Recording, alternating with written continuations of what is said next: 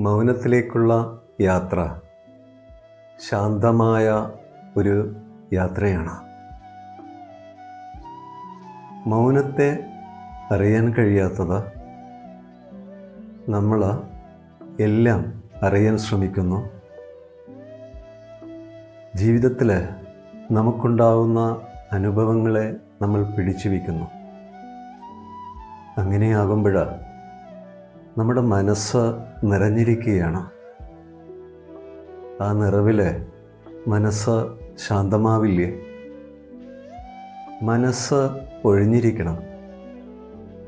അതൊരു ശൂന്യമായ കപ്പ് പോലെ ആവണം.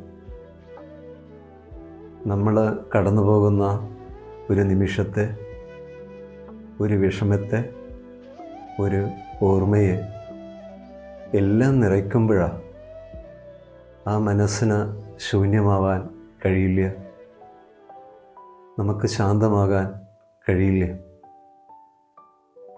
മൗനം നിറച്ച ആ ഒരു ശാന്തത അനുഭവിക്കുന്നതാണ് ജീവിതത്തിൻ്റെ മാധുര്യമെന്ന് പറയുന്നത്.